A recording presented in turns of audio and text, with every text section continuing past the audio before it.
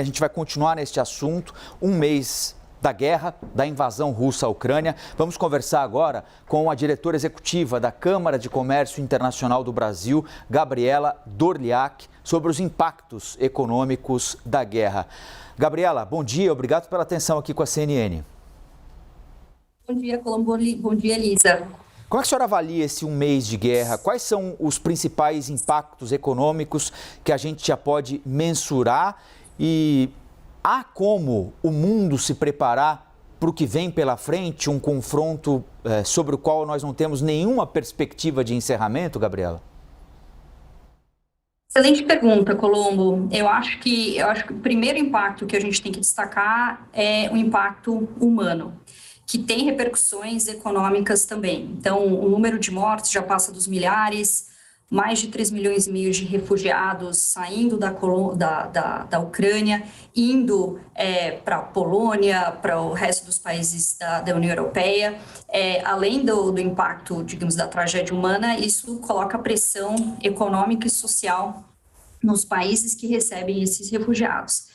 Além disso, o que a gente viu nesse último mês foi um aumento grande no preço de commodities, desde petróleo, trigo, fertilizantes. Isso tem um impacto muito relevante ao redor do globo, fora a incerteza e a instabilidade que qualquer conflito armado gera. E isso pode ter impacto como os investidores vão alocar seu dinheiro, o quão conservadores eles vão ser pelos próximos meses. Isso sem a gente se esquecer que a gente está saindo ainda de uma pandemia que já tinha impactado muito fortemente a economia global. Então, a gente tem aqui vários meses de incerteza pela frente. Inflação, Gabriela, a gente tem falado aqui em recorde de inflação no Reino Unido, recorde de inflação na Alemanha, recorde de inflação nos Estados Unidos, inclusive com alta de juros, né? O que o Banco Central de lá, o Fed, não fazia há muito tempo, e aqui no Brasil, não preciso nem falar, a gente sente isso no dia a dia, né? Essa tendência de inflação aparentemente fora de controle ou com dificuldade de ser controlada no mundo todo, ela veio para ficar, pelo menos no médio prazo, e com ela também a tendência de aumento de juros no mundo todo, Gabriela? Certamente, eu acho que o que a gente tem que lembrar é que a gente já vinha de uma situação econômica instável com a pandemia, e agora a gente entrou em um conflito armado em que os países envolvidos, a região envolvida, é muito forte na parte de commodities. Então, se o preço da commodity, seja qual ela, aumenta, isso tem um impacto não só local, mas global. A Rússia fornece hoje 10% da energia do mundo, seja entre gás e petróleo.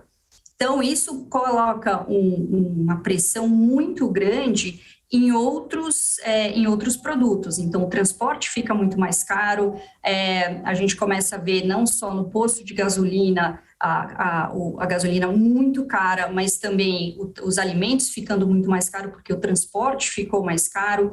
E isso é interessante a gente pensar que esse impacto inflacionário, seja nos alimentos, seja em combustíveis, de maneira geral, acaba impactando de maneira desproporcional as casas de menor renda, porque eles gastam muito mais em alimento, proporcionalmente à renda deles, gastam muito mais em alimento e gás, outro tipo de combustíveis, do que em casas de maior renda.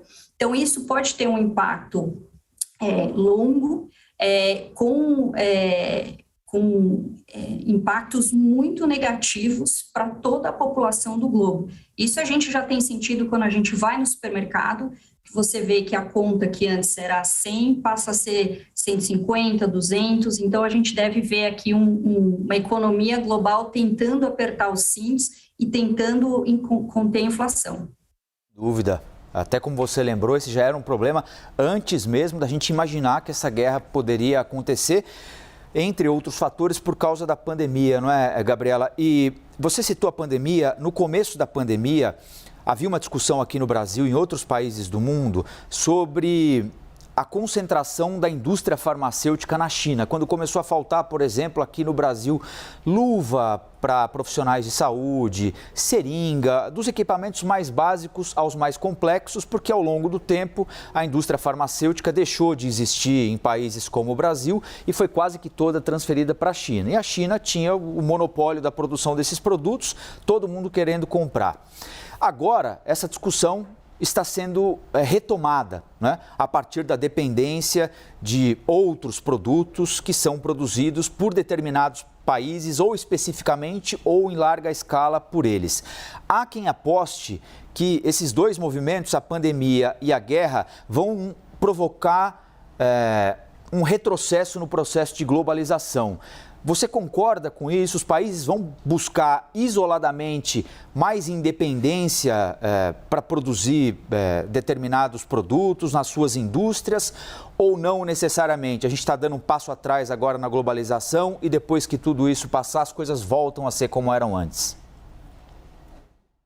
Talvez a gente não precise ver isso como um retrocesso, mas uma reflexão dos riscos de uma globalização 100%, digamos, e como as empresas, como o setor privado pode amenizar, pode criar alternativas, uma resiliência na sua cadeia de suprimento que proteja o seu negócio exatamente do que você falou. Às vezes a concentração em um país, em origem de fornecimento é tão grande que qualquer problema ali acaba tendo um impacto global, é uma onda, é quase um tsunami.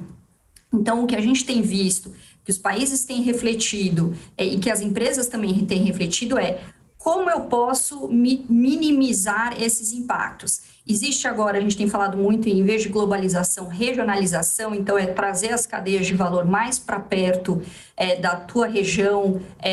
Aqui a gente tem uma oportunidade muito grande para o Brasil se colocar como um fornecedor de uma série de produtos. O Brasil pode produzir mais fertilizantes, existem janelas aqui em que o Brasil pode aproveitar e dizer, olha, o grande fornecedor era a China ou Rússia, o que seja, mas aqui eu tenho total capacidade e com segurança de te fornecer esse produto. Então, a gente vai ver um repensamento aí do xadrez geopolítico em termos de quem produz o quê, quais são os riscos nessas regiões e como você pode criar uma nova rede de fornecedores, que não é fácil, não é simples.